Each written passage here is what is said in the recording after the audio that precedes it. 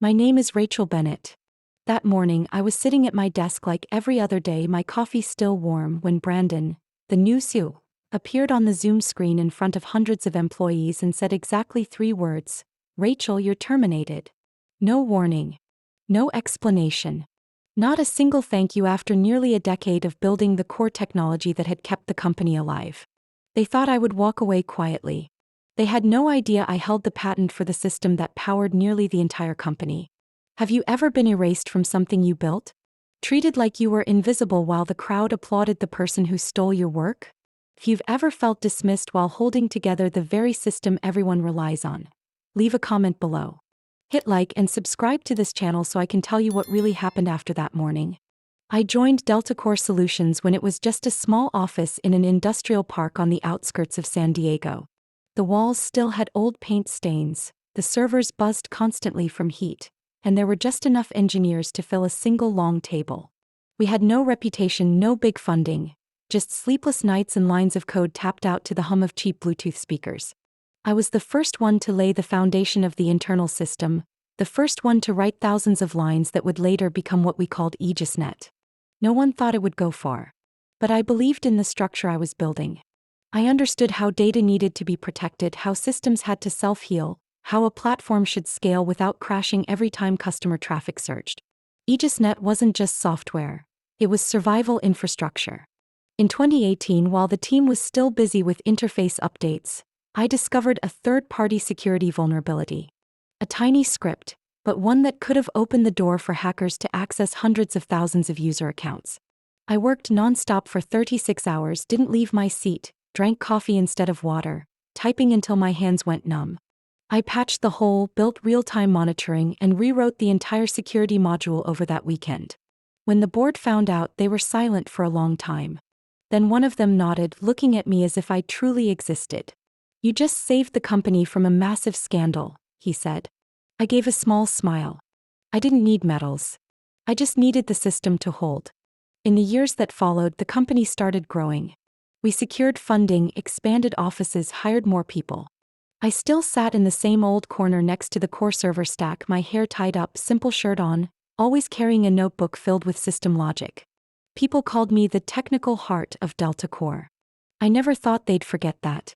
But everything changed when the company went public. I remember the first meeting with the new board. The room was full of tailored suits, unfamiliar faces, and voices coated with financial jargon. They talked about quarterly growth, stock value, market expansion, never once mentioning how the system would handle millions of users simultaneously. I started noticing my name disappearing from internal recognition boards. Projects I'd initiated were reassigned to people with better credentials. MBAs from Stanford, resumes filled with big-name companies. Brandon Cross was one of them. He didn't come into Delta Core through engineering.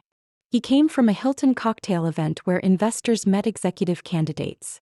Brandon was young, tall, charismatic.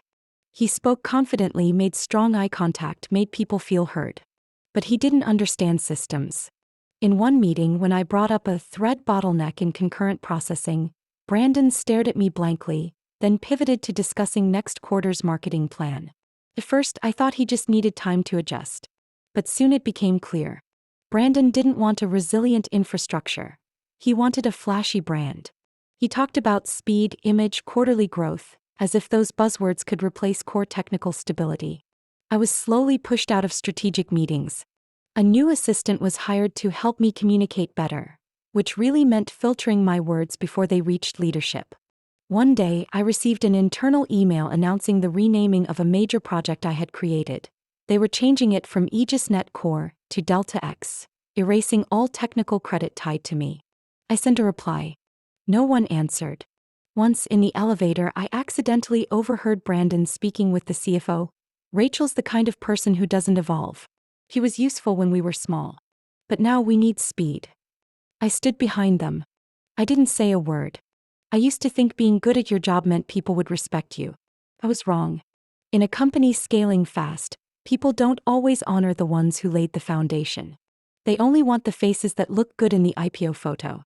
So I began documenting everything, not the system but what belonged to me. I reviewed my original contract, the patent certificate, ignored emails, meeting notes. I didn't know when I'd need them. But I knew one thing. If the day ever came, I would not be silent. I didn't build AegisNet for a better resume. I built it because I believed in how a system could hold steady when everything else was shifting. And I believed, just like I believed in every line of code I wrote, that the truth would eventually speak. The question was, would anyone listen before the system broke? I found out one late evening while scanning access logs after a small security update. It wasn't technically my job anymore, but I still had a habit of tracking anomalies. A reflex from years of keeping the system from collapsing at night. At first, I thought it was just a logging error. A small stream of data, metadata, user access history, some API records, was being pushed to an unfamiliar IP address. I watched it for a few hours. Every 15 minutes, it happened again. Steady, organized, like someone was siphoning off tiny pieces of data hoping no one would notice. I traced the IP, but every path led to an anonymous server in Virginia, encrypted twice and registered through a foreign provider. It wasn't listed in any technical documentation I'd ever been given. Not in the contracts. Not in the internal security schematics. I printed the logs, encrypted a backup, and brought everything to Seth's office, the head of InfoSec. We'd worked together for over 6 years. Seth was quiet, direct, dependable. I trusted him. Or at least I used to. When I walked in, he was still on a Zoom call, headset slung over his shoulder. I placed the stack on his desk. "Seth, I need you to look at this." He frowned, scanning a few lines. "User data being extracted without a system request," I said slowly. "This isn't a backup. And it's bypassing the main firewall." He looked up, voice lower. "Are you sure?" I triple-checked. "The destination IP isn't on the whitelist. It's invalid. And it's happening consistently." Seth stayed quiet for a moment, then got up and closed his office door. "This is sensitive, Rachel. I'll escalate it to internal audit. But for now, you shouldn't talk to anyone about this." "You're joking, right?" I stared straight at him. "We're leaking user data. This could blow the company apart if it gets out." "I'm serious, Rachel. Let me handle it through protocol. Don't post on Slack, don't message anyone, not even the dev team." "Understood." "How long?" "I need a few days. Maybe by early next week." I left his office with a weight in my chest. Not because I doubted Seth just yet, but because I had the distinct feeling someone was hiding something far beyond technical failure. I returned to my desk, tried to resume work like nothing happened. But my mind wouldn't leave the streaming logs, ticking away like a countdown. That night, I took my laptop home, made another encrypted backup, and locked it in my home safe. 3 days later, on Wednesday morning, I was summoned to an urgent Zoom meeting. The calendar invite came from Brandon's executive assistant. No subject line. When I joined the meeting, Brandon was already there, along with the head of HR, and neither of them looked the least bit tense. They smiled politely as if preparing to deliver some kind of pleasant announcement. "Rachel," Brandon began in that practiced tone used by people who've studied too much presentation technique and too little empathy. "Thanks for joining. I'll get straight to the point. We've reviewed the organizational structure, and we believe some adjustments are needed to better align with the direction of our new workplace culture." I didn't say anything. I just looked into his eyes through the screen. "We truly appreciate your contributions in the past," he continued. "But we're looking for people who can adapt quickly, be more agile, and align their vision with the current pace of growth." I tilted my head. "What exactly are you saying?" "We've decided to terminate your contract, effective immediately. A severance package has been sent to your personal email. HR will assist with all the necessary offboarding procedures." Not a word about the data incident. Not a single mention of the system I built. Not even a minute to defend myself. I looked at him, Brandon Cross, the face of confidence belonging to a man who had no idea he'd just let go of the anchor keeping his ship afloat. "I understand," I said quietly. A few seconds later, he left the call, leaving me and the head of HR with a scripted explanation about respectful separation policies. I didn't cry. I just sat there, staring at the screen as it faded to black, feeling as if someone had just pulled a curtain down in front of my eyes. But in that darkness, I didn't feel afraid. I felt sharper than ever. Something deeper than betrayal was happening. A plan. A system being exploited. And only one person could stop it. Me. I walked away from my desk that afternoon with a bag lighter than usual, but inside my mind, everything was spinning, like a storm had just formed beneath the surface. I wasn't crying. I wasn't angry. I just felt an emptiness, and inside it, a strange silence, like the air before lightning strikes. When I got home, I didn't turn on the lights. I pulled the curtain aside and sat by the window. The last light of day was casting a golden hue on the trees outside. I pulled my personal laptop from my bag and opened a folder I'd kept private for years, encrypted multiple times, accessible only to me. I navigated to a folder labeled AG Core Provision. Inside it were all the legal documents tied to the AegisNet patent, something I had quietly registered 5 years ago, after a gut feeling told me that one day my work might be forgotten. I remember clearly I had once asked our former CEO, Elaine Morrow, whether I should register the patent under the company's name. She looked at me for a long moment, then gently shook her head. "Keep it under your name, Rachel. Never hand your entire future to any organization, not even this one." She introduced me to an independent attorney, Richard Klein, who handled the filing and skillfully tucked a copyright clause into an appendix in my employment contract that no one ever noticed. I called him that same evening. His voice, deep and even, came through after a few rings. "Rachel, you calling at this hour means something serious." "I was just fired," I said. A long silence followed. "Does it have to do with AegisNet?" "Directly." "Do you still have the original contract and patent certificate?" "I'm looking at them right now. And I want to send a copyright violation notice." He didn't ask any more questions. Just one line: "Send me the documents. I'll draft a formal letter first thing in the morning." That night, I reopened the licensing clause. The company had rights to use the AegisNet platform only until December 31st. The Zoom meeting where they fired me took place on the morning of December 30th. They thought they'd dismissed me neatly with no noise. But they had no idea that the final key to the system had never left my hands. I logged into AegisNet's secondary developer portal, one that only I could access, protected by a triple-layer authentication code. Inside, I opened a file labeled failsafe.rl, a command I wrote 3 years ago, designed for use only if licensing was breached or if internal compromise was suspected. This command didn't destroy anything. It simply locked out all access from the central server to customer-facing platforms, user interfaces, internal reports, API integrations. Everything would revert to emergency maintenance mode. No data loss, but it would require verification from the rightful license holder to restore. I typed in an updated verification code. One simple line appeared: execution time, 48 hours from 12 a.m. January 1st. I leaned back, eyes on the ceiling. I didn't feel relieved. I didn't feel triumphant. What I had done wasn't revenge. It was protection. Protection of value, of labor, and of the truth. The next morning, I received a copy of the official notice that Attorney Klein sent to Delta Core's legal department, CC'd to all senior executives, including Brandon. The subject line was short but enough to make any lawyer pause. Notice of Intellectual Property License Expiration, AegisNet Platform. The letter listed the patent number, filing date, usage clause, expiration deadline, and the legal consequences of continued operation without a new agreement with the patent holder. At the end of the letter was my signature: Rachel Bennett, creator and sole proprietor of the AegisNet system. I sent that letter from a personal email account, completely independent from Delta Core, no longer under IT oversight. Everything was done by the book, clean, precise, without emotion. No threats. No raised voice. I knew they wouldn't respond immediately. It would take at least a day for them to realize what had happened. They would ask each other why no one knew about the patent. They would blame the legal team for missing the old contract.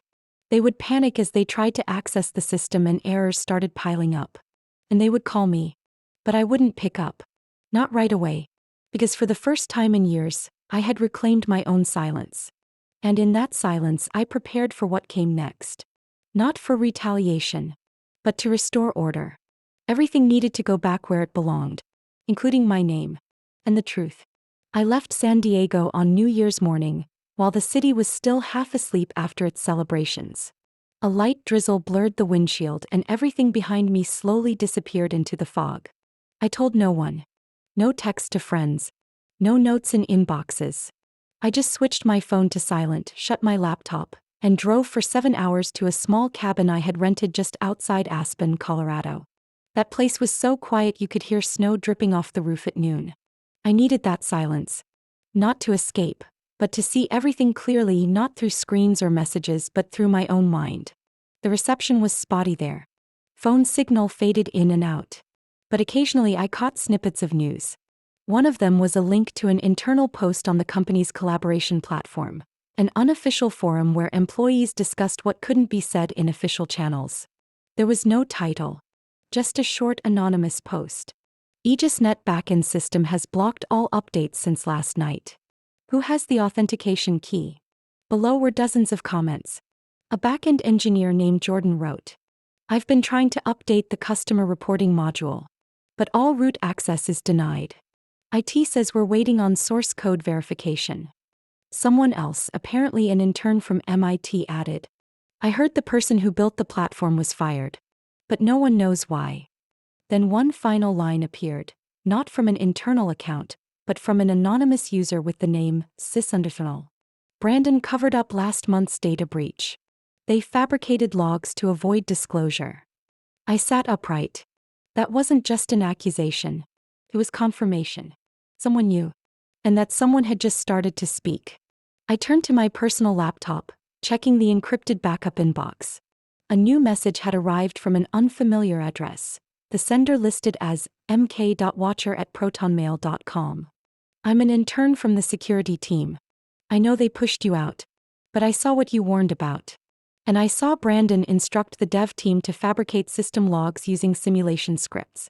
They used artificial data to report to the board. I have a copy of the script, but I'm scared. I don't want to be exposed. I just want you to know you're not crazy. You were right. And you're not alone." I read that line over and over, feeling like the last missing piece had finally clicked into place. Brandon wasn't just incompetent. He was actively manipulating data to cover his mistakes. And the system he treated like a disposable asset along with me had become the only thing still keeping him in the CEO seat. I opened a private notebook file and began listing each event. The day I discovered the data extraction stream. The email I sent to Seth and his evasive response. The Zoom termination meeting with no clear reason. The patent expiration date. The legal warning I issued. The anonymous message confirming the fabricated logs.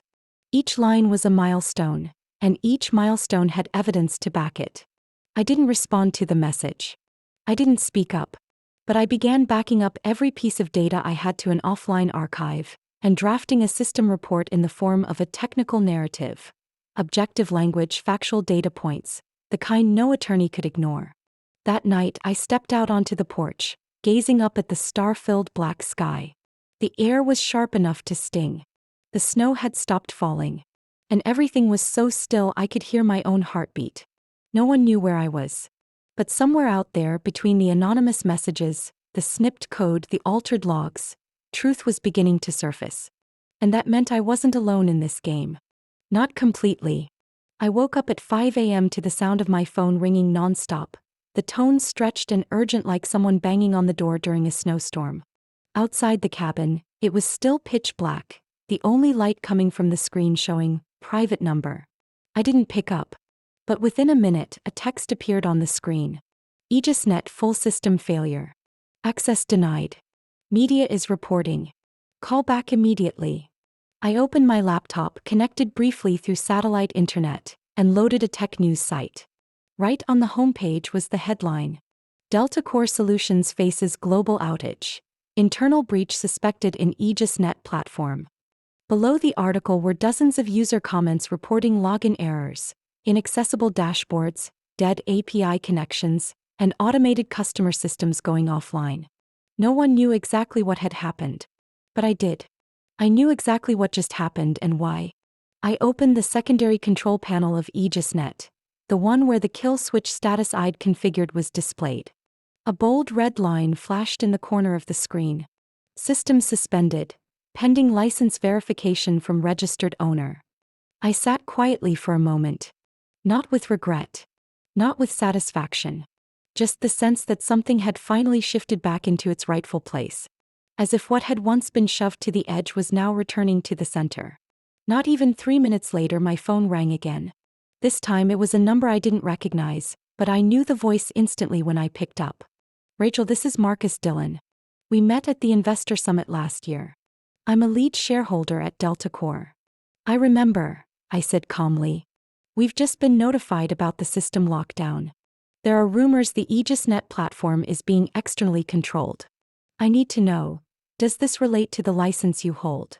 I didn't respond right away. I opened my laptop, pulled up a portion of the contract copy and read the clause clearly. Clause 12.4.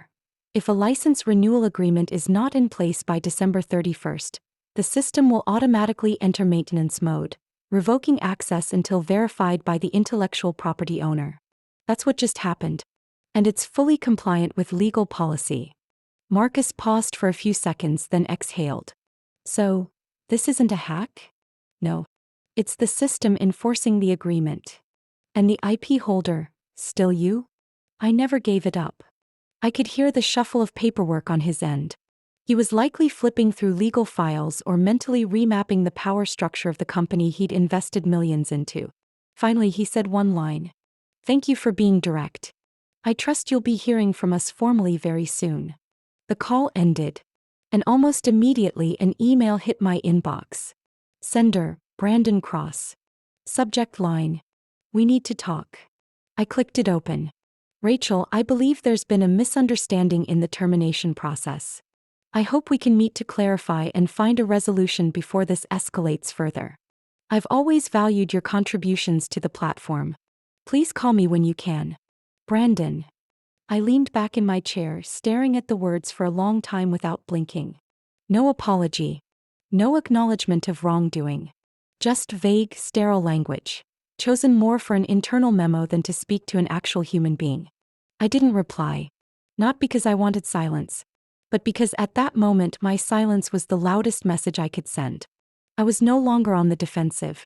I didn't need to plead. And I would not let them steer the game again. I typed a short message to Attorney Klein, updating him on the situation and requesting that he prepare for formal negotiations.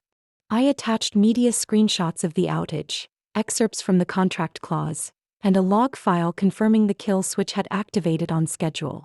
I didn't know exactly what the next few hours would bring. But I did know this: the phone would keep ringing. My inbox would keep filling.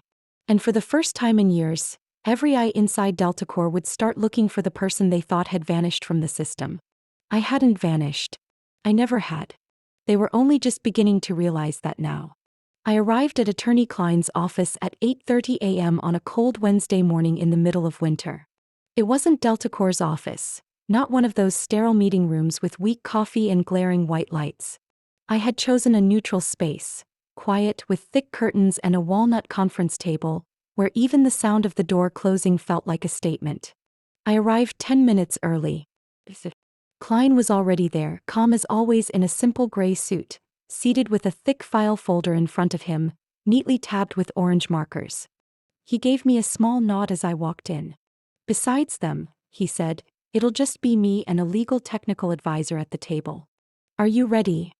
I opened my leather case and pulled out the documents I'd spent the past week preparing. The original contract, the patent, a series of internal emails that had been ignored, and a flow analysis confirming log tampering. I laid them out on the table in order, like a system blueprint, leaving no weak link exposed. The conference room door opened. Representatives from the company entered, led by a woman in her 50s with her hair tied back, wire-rimmed glasses, and a nameplate, Andrea Mott, the newly appointed general counsel. With her were a younger attorney and Brandon. Brandon wore a black suit, deep red tie, and a tight smile stretched across a clean-shaven face. I didn't stand to greet them. I just looked him straight in the eyes as he walked in. And he couldn't hold the gaze for more than 3 seconds.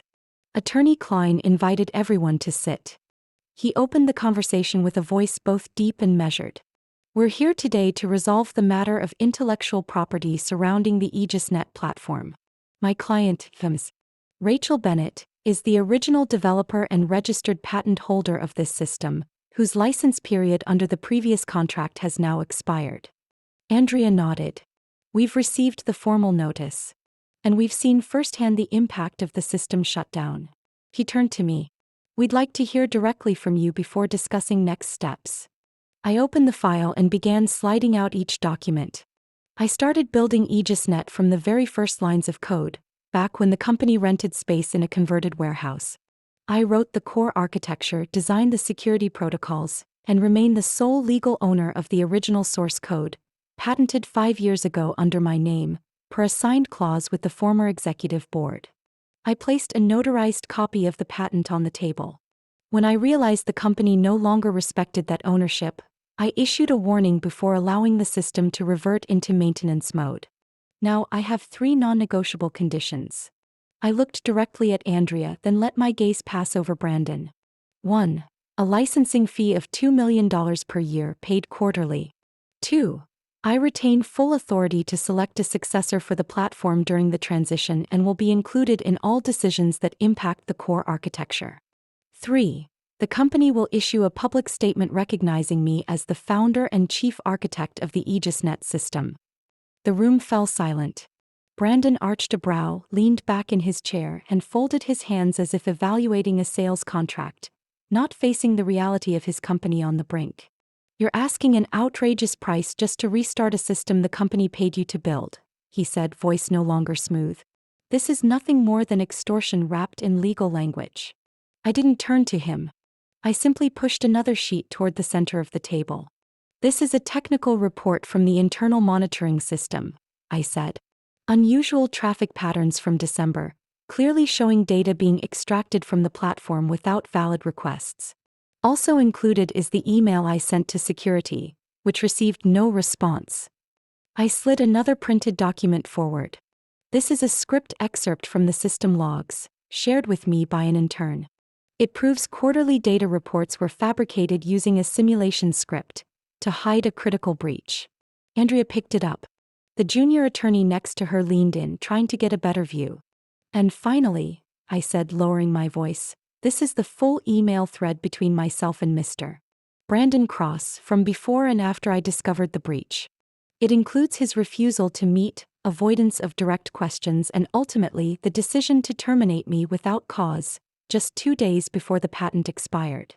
I placed the printout on the table and said nothing more. The room went quiet again. But this time it wasn't out of shock. It was because they all understood there would be no easy way out. Andrea looked at Brandon, eyes telling him to stay quiet. But he didn't. He leaned forward toward me, voice lower now. You may think you're clever, Rachel, but an entire company can't stop for one person. I looked up, meeting his eyes for the first time since the meeting began. No one has to stop. But if they want to keep walking on the foundation I built, they'll have to learn to respect it. And respect the person who built it. I closed the file and placed my hand on the leather cover. My voice was steady. I'm not here to wage war. I'm here to restore what's right. If you won't accept the terms, the system stays offline. If you want to keep operating, those are the conditions. Andrea's hands tightened slightly, but she didn't react. And Brandon looked away. No retort. No smug grin. Just silence. I said nothing more after stating the terms. There was no need. The room hung heavy with tension. Brandon leaned back in his chair, jaw tight, while Andrea tilted her head slightly, calculating damage control strategies behind her measured expression. I placed a small silver USB drive on the table, not pushing it toward anyone, not explaining. Just setting it there, right in the neutral center for all to see. Attorney Klein spoke first, his voice soft but firm. We have additional evidence directly tied to administrative misconduct involving senior leadership, namely Mr. Cross and the Internal Operations Director. This 7.5-minute audio file, submitted anonymously, has been time-verified and voice-confirmed. I'll play a short segment for the record. He plugged the USB into the laptop on the table. The audio played softly from the speakers, clear enough to feel like the speakers were in the room with us. Brandon's voice came first. Calm, calculated. We're not disclosing the extraction. It'll cause chaos. Our stock hit the target range this quarter. Don't tank it. Another voice followed, the head of operations, but the logs show everything. If engineering finds out. Brandon cut in, then delete it. Run the simulation. Dev team can generate a clean system health report. Push it through internal audit and we're done. This isn't about ethics, it's financial stability. Got it. There was a deep sigh. Then one last line, unmistakable. Don't worry about Rachel. She's not a problem anymore. I stopped the playback at the 2-minute mark. Just enough. Andrea had her hand on her forehead, lips tight, saying nothing. The junior attorney beside her scribbled furiously, his pen tapping the notebook edge with a visible tremble.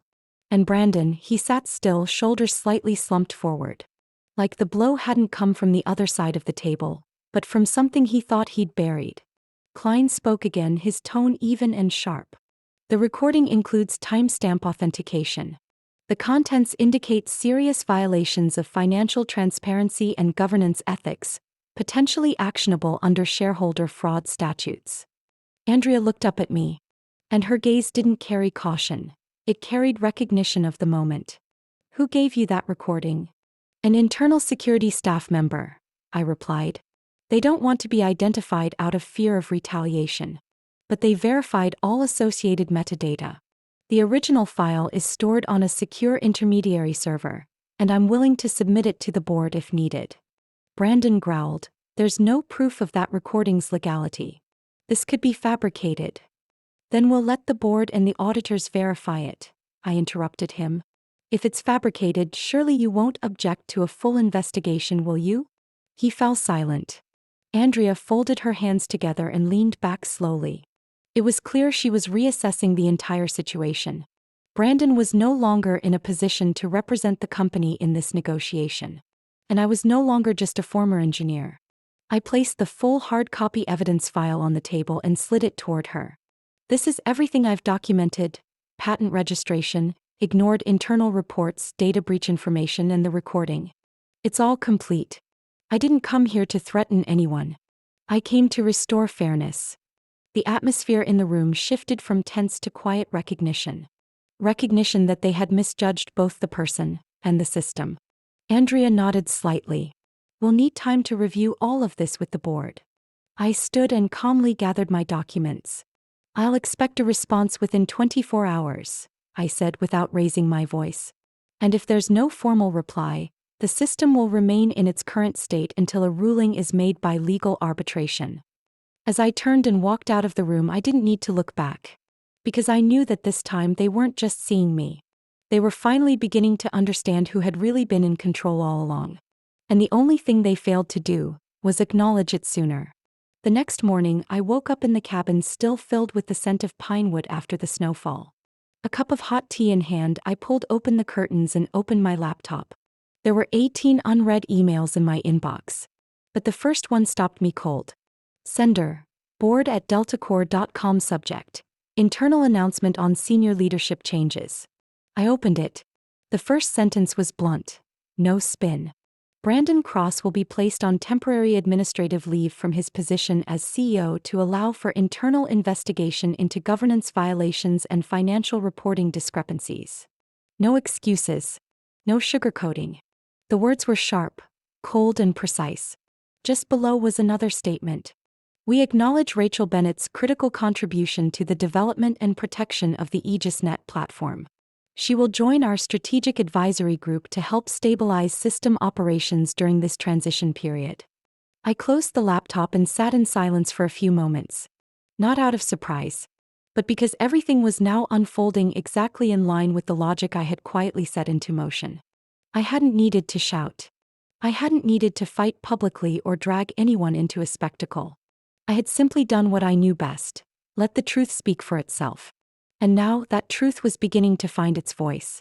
Around 3 p.m. I received a direct call from the chairman of the board, Mr. Henry Lowell, an older gentleman whose deep and courteous voice made it nearly impossible to tell if he was angry or just deliberating carefully.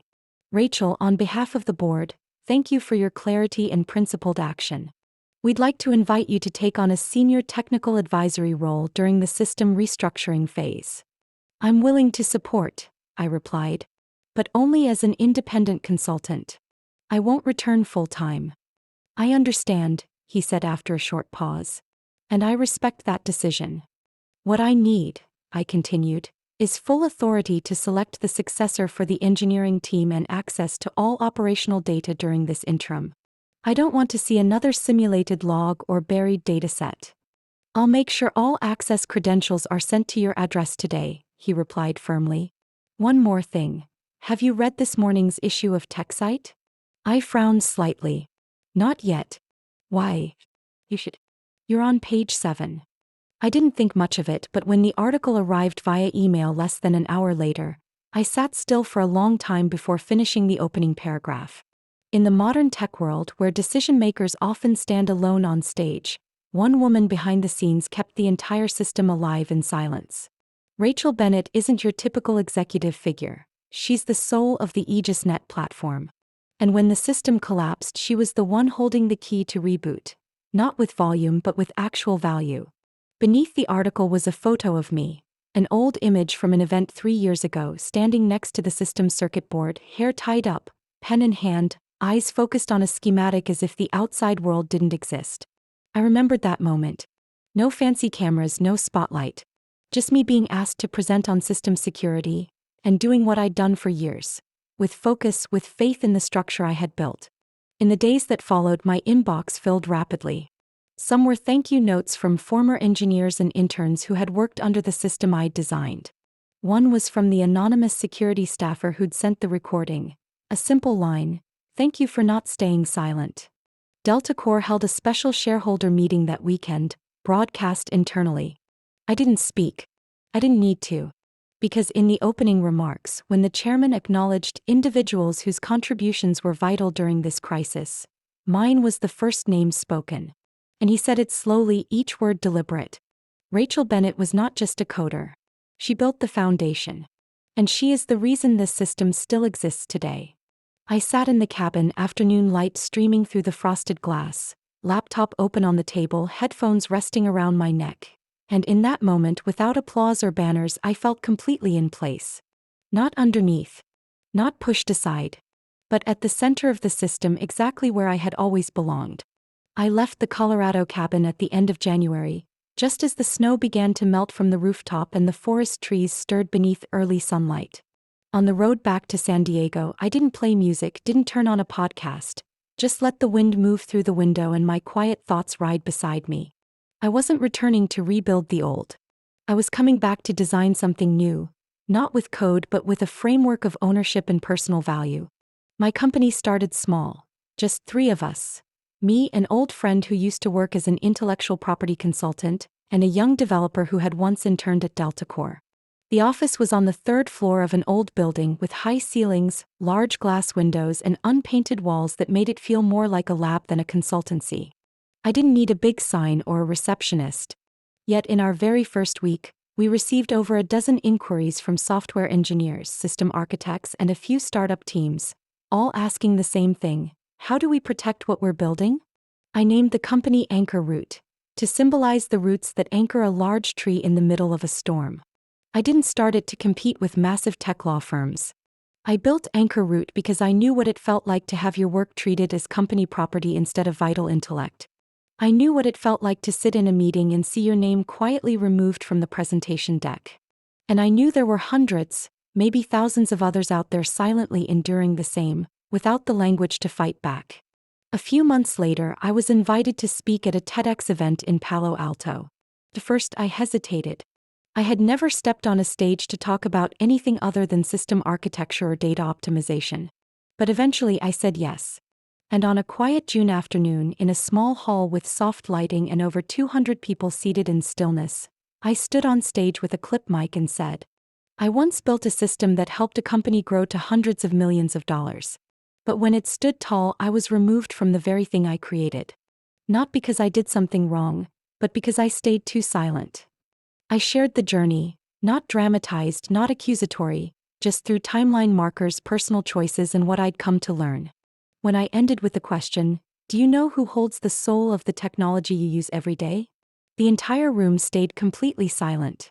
After the talk, an older man came up to me. He held my hand, eyes glimmering with something that looked like regret. I once lost someone like you, he said. Now I understand why she left. A few weeks later, I received a handwritten letter, sent from a university address. The envelope was sealed with clear tape, the handwriting slightly shaky. Rachel, I'm a sophomore majoring in computer science. I learned about patents because of your story in class. I used to think being a great coder was enough. Now I understand, protecting your work is also a survival skill. One Friday afternoon, just after I had wrapped up a meeting with a young startup team that had recently secured their first round of funding, there was a soft knock on the hallway door. I opened it, and a young woman stood there with soft curls, glasses, and a thick notebook in her arms. I'm Lily. I'm from Caltech. Could I ask for a few minutes of your time? I reached out my hand and invited her in.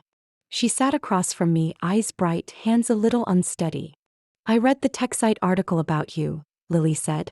And I just finished my first design for a decentralized AI coordination system. But I'm not sure if I should register the IP or wait for the company to decide. I listened quietly, patiently, then smiled. You don't need anyone's permission to protect what you've built. You just need to understand it's yours. She nodded. As she left, she turned back and said, I won't wait anymore. I stood there watching the door close behind her, and in that moment I realized something. I didn't need to return to that old boardroom where they once dismissed me. Because now I didn't need to ask for a seat at the table. I was building the table. And I would choose who gets to sit with me. It's a journey I never imagined taking, and never thought I could emerge from the way I have. Not because I'm stronger than others, but because I no longer accept silence in the face of disrespect. I share this story not to stir up anger or blame.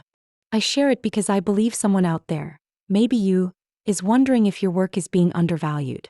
Wondering whether you have the right to protect what you've built with your own time and trust. So let me ask you, if you were me on that day, what would you have done? Would you walk away quietly, or stand your ground and protect what's yours? Leave your thoughts below. I truly want to know how you feel, not just about me but about yourself if you've ever stood in a similar place. And if you'd like to hear more real stories, not flashy but deeply human, about how people overcome hurt, rebuild families, or simply learn to speak the words they've always held back, follow this channel so you don't miss what's next. Because life has never been just about success or failure. Sometimes it's simply about finding your way back to yourself and taking your rightful place at the table.